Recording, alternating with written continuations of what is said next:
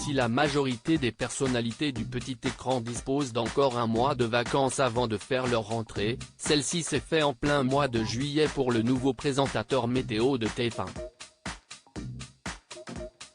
Après une première apparition en juin 2022, Ange Noiret était de nouveau à la présentation du bilan météorologique de la Une le 21 juillet dernier.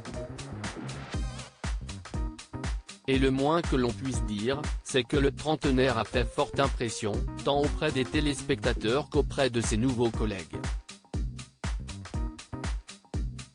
Il faut dire qu'avant d'apparaître sur le petit écran, le Toulousain de 33 ans a exercé pendant 5 années en tant que prévisionniste aéronautique sur la base militaire d'Orléans.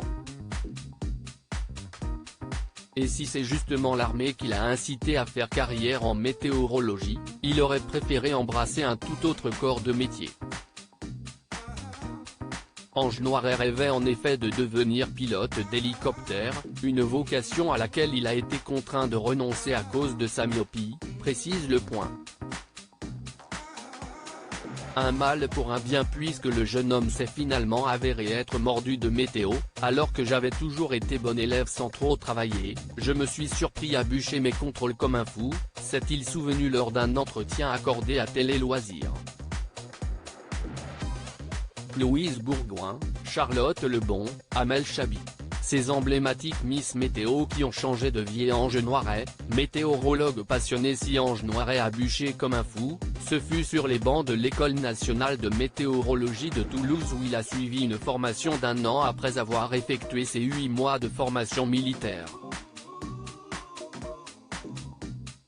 Chargé de briefer les pilotes, le jeune homme a également effectué une mission en Jordanie au cours de laquelle il était en liaison directe avec les chasseurs français. Autant d'expériences dont le météorologiste garde visiblement de bons souvenirs.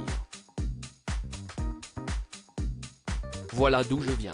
Vous cherchez des infos sur un métier passionnant, à la pointe de la technologie et indispensable au bon déroulement des opérations aéronautiques, c'est ici que ça se trouve, a-t-il souligné en avril dernier sur Linkedin, en partageant une publication Instagram de la base aérienne militaire de Cognac promouvant le métier de météorologue.